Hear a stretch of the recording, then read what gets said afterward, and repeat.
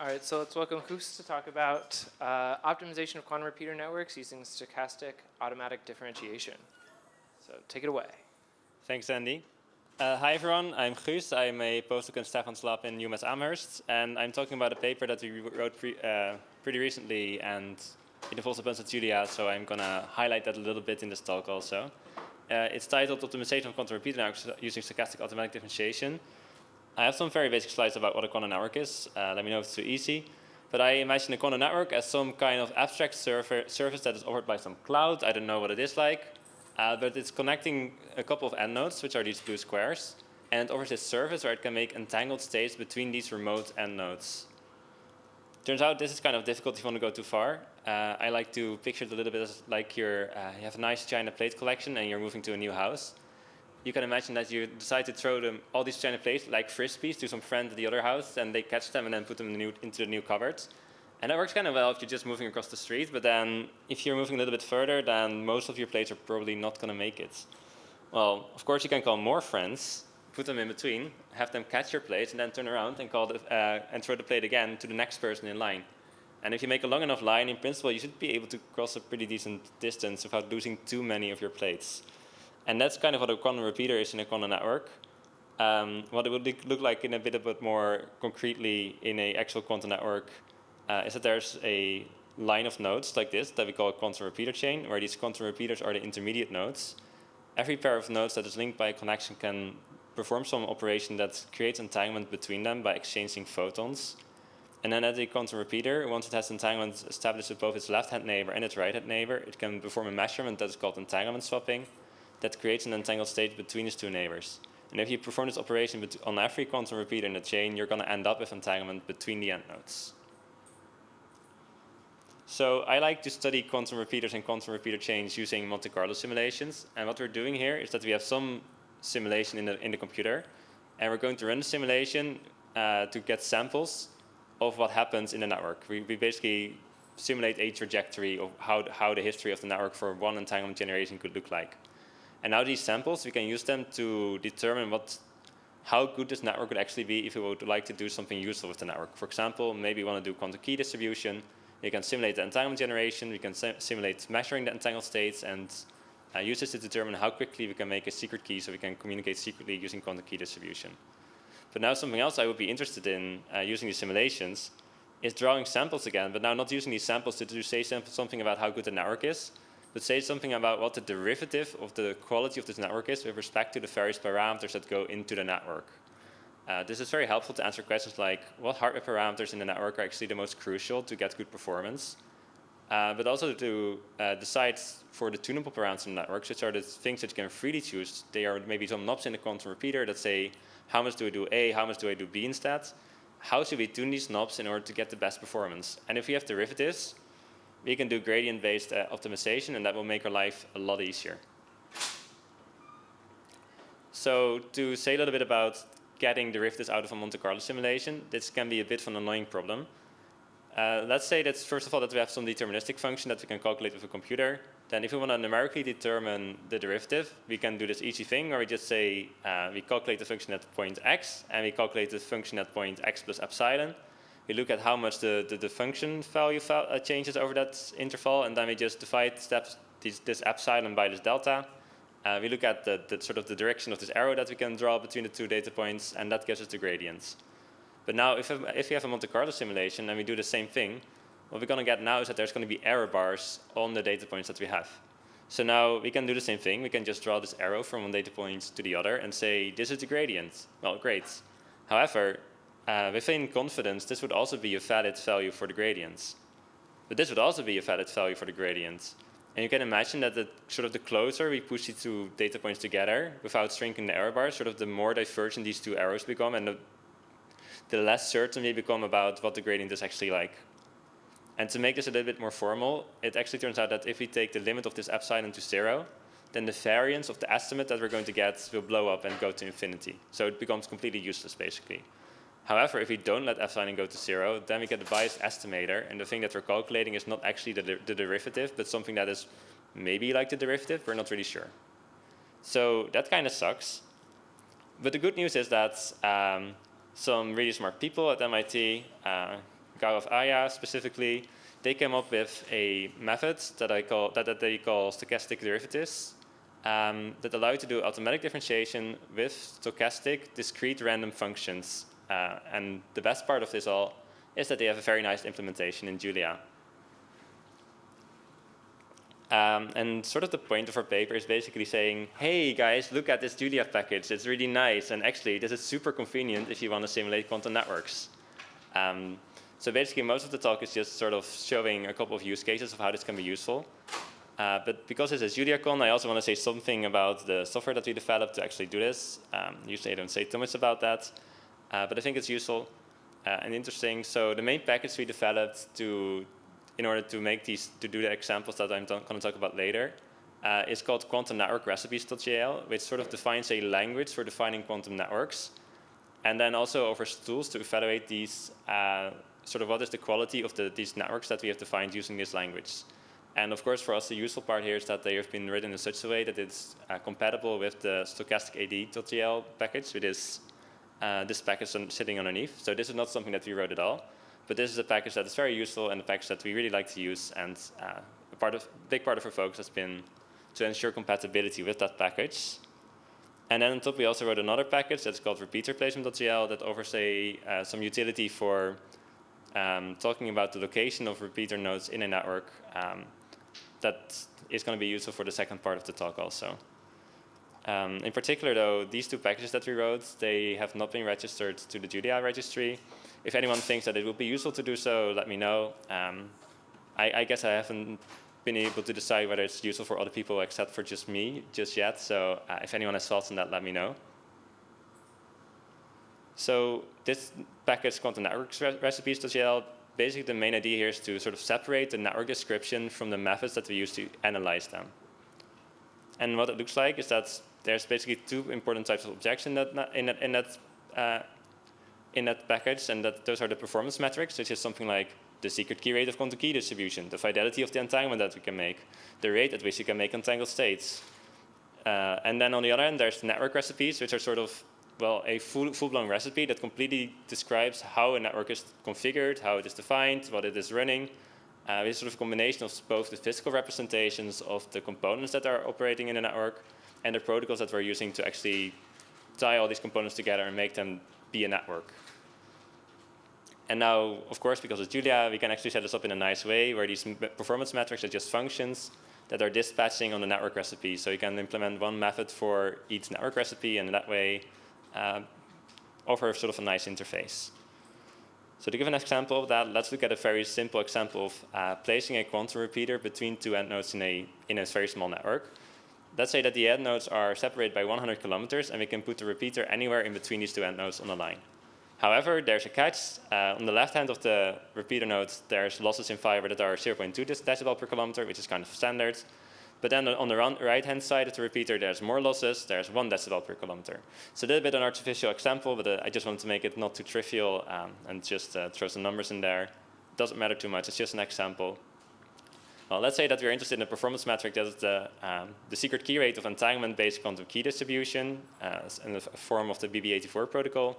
And as a network recipe, the thing that we're looking at, we want to say that there's a repeater that performs one entanglement swap to make entanglement between the end nodes. We use a depolarizing noise model, which means it's kind of white noise. All the nodes have a coherence time of their quantum memory of 20 seconds. And entanglement between any pair of nodes is generated with a fidelity of 0.95. Then if you want to put that into code, it's going to look something like that.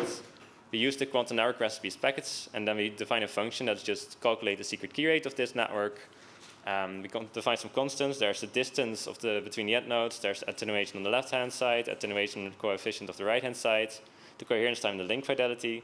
Then first we define the physical nodes of the networks using this node with memory, depolarizing memory with a specific coherence time. Then we wrap it up into a node recipe by using the simple node. This is sort of a trivial recipe that we call on this physical component. And then we do something similar for the edges, where we say physically the edges are a fiber segment with some attenuation. And in order to make this fiber into an actual recipe or some connection that can actually make entanglement, we wrap it around a direct transmission over fiber recipe. This means we're just sending photons through that fiber to the other side to make entanglements. Then we also define a protocol for the repeater, or for the repeater chain, which in this case is a swap as soon as possible without cutoff protocol. And finally, we wrap it all together into this chain recipe object, which takes the edge recipes, the node recipes, and the repeater chain protocol. Then we define also the method that we want to use for evaluating it, which in this case is some sampling method. It just means Monte Carlo. And finally, we can call this this performance metric function, which is secret key rate VB84, on that chain recipe with the evaluation method. And then we can calculate things. And now the nice thing is that if you want to calculate derivatives for this, we can use this stochastic AD package to simply say, do the derivative estimate of this function at this function value. And that's super easy. So thank you, Stochastic AD. And then we can just call things and calculate things. So to look a little bit more like this, if we look at this repeater between the two end nodes, and we look at the secret key rates and the UI axis here in this figure, and how this varies with the location, we see that we get this nice little skewed figure, and there's going to be an optimum around somewhere around 80 kilometers. A nice way to find this optimum, of course, would be to actually use its derivatives. And to do that, we can use either the stochastic AD method, or we could use this very naive finite differences method, where we just calculate the 2 points and look at the difference between the data points. So let's see what the derivatives look like if we do that calculation. So here, the blue points are the stochastic AD, and the orange points that are all over the place are this finite differences method. And we see indeed that the variance is really blowing up. Of course, with finite differences, it depends a little bit on how large you choose this epsilon that I was talking about. So this epsilon is pretty small, so we see that these data points are very close together and things are blowing up. You could also pick it a bit larger, but then while it starts to be a bit more nicer and smooth, it starts to become very biased and it looks very different now from the blue line, which is the stochastic AD. Of course, we can try to go a little bit in between these two epsilons, and then we get some kind of trade-off where it doesn't look too bad.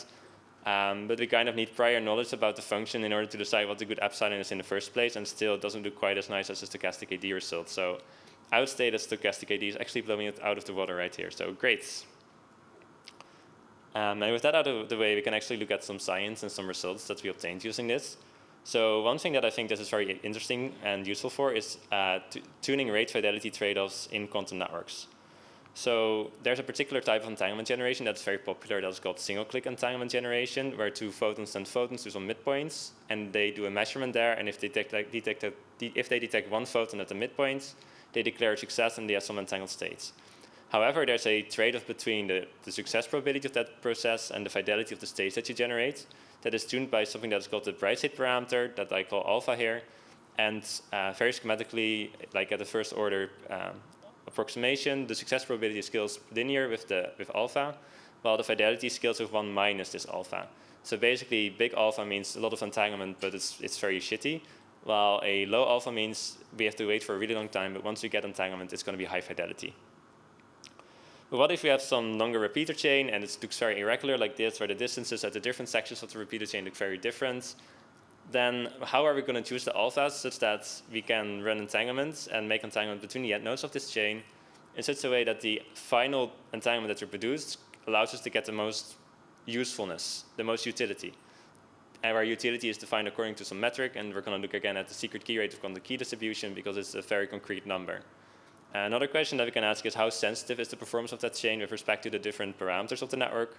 So specifically, we're going to look at the coherence times of these quantum repeater nodes and see how quickly things become worse if that quantum memory will become worse. So we're quickly going to look at a few results for that.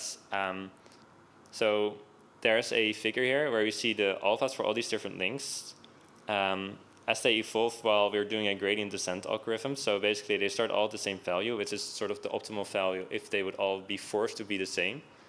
But then we let the gradient descent algorithm evolve, and they all go to different values and go to different spots here on the map. And as we see, it's this blue line, which is the secret key rate of the total figure. It's going to go from approximately 1 hertz, which is not a lot, to 2 hertz, which is still not a lot. But well, that's quantum networks for you.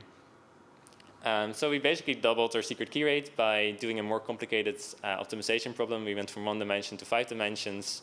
And that's great. And using Stochastic AD, we basically solved this on my laptop in like a minute. So I would say that is pretty useful. And we can also look at the sensitivity of the performance with respect to these different coherence times, as I was talking about. And that's sort of shown in this figure, where the sensitivity, which is the derivative of the total performance, so the secret key rate, with respect to the coherence time at node n, where the n is also depicted on the x-axis, which has the weird unit of hertz per second. And we kind of see that depending on the type of protocol that we're running, we are looking both at a multi-shot protocol and a single-shot protocol. I won't talk about that too much, so I don't go into too much detail. We see that it can actually differ quite a bit per node, and it also depends quite a bit on what exact protocol we're executing. And this type of information could be quite useful because it tells us maybe something about how often we need to maintain the different nodes in the networks, because some of them might be quite critical, and so maybe we need to send a maintenance guy every month. While some of them are maybe not so critical, and we can send a maintenance guy every year. Or what if we have some money available and we can buy one new quantum repeater that is top of the line? Which of these nodes are we going to replace? Well, probably the one that has the highest sensitivity, because that would also mean that we could get the most improvement by giving it a better coherence time. So the second example I want to talk about, which is maybe a little bit more exciting, is repeater placements. And the problem that we can think of here is that there's some nodes in a network that we want to connect. Think of the first slide that I was showing, where there was this cloud that is a quantum network, and then there's some end nodes that we need to talk to each other. For example, they can be these okay, yeah, that's better. So there's these nodes in the network that we need to talk to each other to make entanglement between them. And now the question is kind of, if we can put quantum repeaters on this map anywhere, where would we be putting them in order to get some good performance out of that? So to make this problem a little bit more simple, let's look at a square where there's 4 end nodes. They sit in the vertices of the square, and we get n repeaters that we can put anywhere in the square, but we can only put exactly n. Then where do we put them? Well, this is something we can solve pretty nicely now with these simulations and with this stochastic AD. Basically, we can run some Monte Carlo simulations and use the stochastic derivatives to do a stochastic gradient descent algorithm on the locations of the repeaters. However, we can get stuck in local minima quite easily, so we use techniques from simulated annealing, where we start with a high temperature, where we make huge jumps in the gradient direction every time when we displace things in order to explore the parameter space effectively. But then as we cool down and the temperature becomes lower, we steadily close in on the local optimum as these steps become smaller. And this looks kind of fun. It's like there's these hot particles in a box that are jumping around, but then as the temperature becomes lower, they start to move more slowly, and slowly we can see that they're starting to settle in some kind of structure that maybe makes a bit more sense. Look at that. Beautiful. So if we do this for different values of n, we get a little bit of a zoo for solutions, like what are the optimal solutions depending on how many repeaters we like to have. So there's 4, 5, 6, and 7 repeaters depicted here. And something that we might notice right away is that there's some kind of spontaneous symmetry breaking going on. Because we start with a problem that has the symmetry of the square. So that's reflection symmetry and 90-degree rotation symmetry. But now the solutions that we get do not have that. For example, the 4 repeater solution, it looks like this weird cup thing. Definitely does not have the symmetry. We can rotate it by 90 degrees and it will look different. And in fact, when you run the optimization, it will randomly output one of these 4 configurations, basically uniformly. Because, of course, they're all equally good. And we can do some more exciting things, where we now look at how good the performance is that we get in the network as a function of how many repeaters we actually put in there. And then we kind of get a figure like this, where things look a little bit like a sigmoid, where at the beginning, we just don't get much performance at all. But then at some point, we hit a minimum number of repeaters, and the performance starts going up with every repeater that we add to the network at that point. But then at some point, it starts to saturate. And in fact, it looks like at some point, it doesn't increase with the number of repeaters at all anymore. And we get to a sufficient number of repeaters. And this makes a lot of sense because repeaters are noisy hardware. So at some point, adding an extra repeater in your network will not be worth it because it will introduce more noise into the network while things are already pretty fast. We already can make entanglement really quickly because the distances involved are pretty small. And it's just not worth it. So what optimization will do at that point is just say like, oh, this repeater that you gave me, I just don't want to use it. I just put it somewhere in a corner and I'm going to ignore it. And that's sort of why it tapers off. Of course, we're using simulated annealing and Monte Carlo methods, so everything is random, and that's why the results are not super coherent, and things go up and down a little bit, but that's to be expected. And we can depict one other thing, which is the best secret key rate that we get over the optimization. which is just the highest value across all the optimizations we find. So in this case, it's this little data point over here. And we can think of that as sort of the optimal performance that we can, or the best possible performance we can get out of this network, out of this geometry. And then we can do more interesting things with analysis on that, because now we can take the square and we look at the size of the of the edges of the square. Sorry, my throat is getting a little bit sore. Is this safe?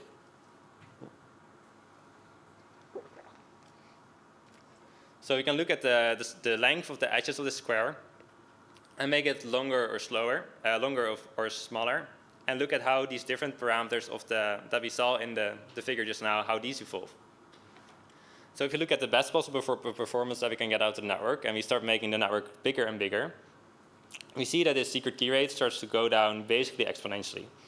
Well, that sucks, but to be honest, that's not very unexpected with this particular type of quantum repeater that we're looking at, because it's kind of a dumb method of doing quantum repeaters. There's no quantum error correction, there's no fidelity.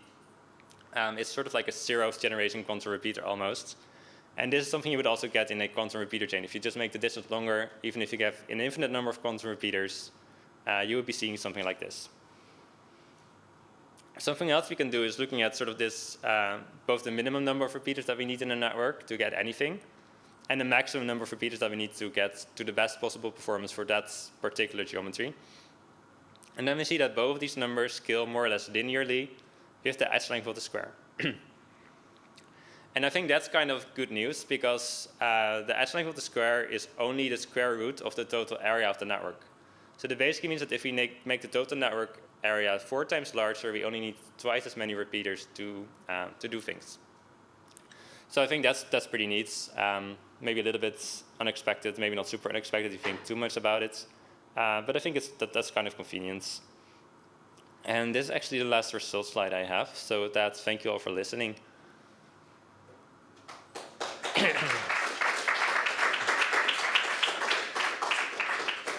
Just in time before my throat gives out, so.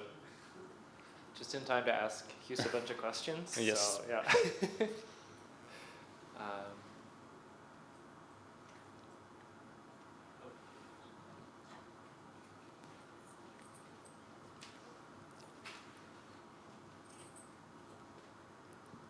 So do you know why stochastic AD performs so much better than finite differences? And are you aware of any other methods for estimating derivatives for Monte Carlo? Yeah, I mean, so there are other methods like stochastic AD that are similar. Most of these don't work super well if you have discrete randomness in your random function, which is something you have all the time if you do non-quantum networks, because you would try to make entanglements, and it's either going to succeed or it's going to fail, and it's not going to be somewhere in between. So everything is super discrete all the time. So there are things that you can do, but usually they either give you a pretty large variance, which you can get around with the stochastic AD, or it just doesn't work basically. Or you have to introduce a bias. There are some trade-offs sometimes, but.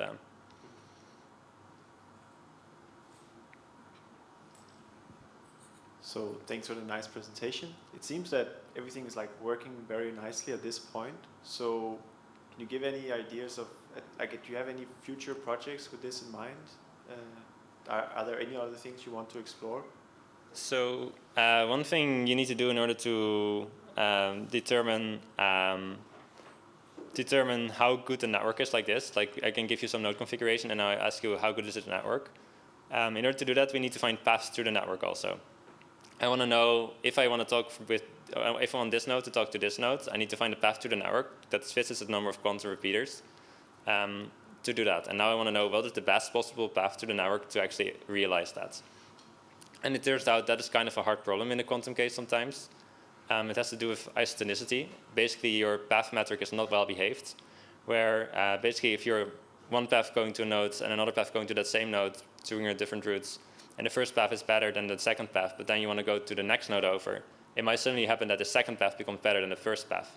And that breaks everything in classical pathfinding algorithms like Dijkstra's algorithm. And that really sucks, but it also opens up some interesting space to explore. So that's going to be some next project coming out of this.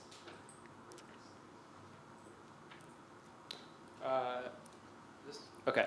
I also have a super quick question about like if you were to consider moving from kind of like these physical networks with like repeaters and everything and start thinking about like needing to deal with error corrected states, like does the problem look pretty similar? Are there any issues that arise from like making that switch, or do you just kind of like are you able to kind of just make like adjustments to just probabilities of certain operations, or do you have to deal with a lot more? Yeah, that's a very good question. I think it should be possible to incorporate something like that. But in my simulations, I'm taking a little bit of shortcut where I'm just sampling some numbers and then calculating an analytical function on that. So in some sense, my Monte Carlo simulations are semi-analytical, semi-numerical, I would say. Well, there's also ways to do like a full numerical Monte Carlo simulation where you have a bit more freedom. And then I'm looking, for example, at Stefan, who's doing all the quantum safery, and at Hannah, because quantum safery really allows you to like simulate every aspect of the network, and you don't need to combine some randomness with some by hand calculated functions. But then incorporating a simulator like that with stochastic AD might be challenging, though I think it will probably be a challenge that would be fun to pick up and might give a lot of advantage. So I would encourage the people in that corner over there to consider that. All right. Any other questions? I forgot to keep track of the time, but I think we can just thank Guus again.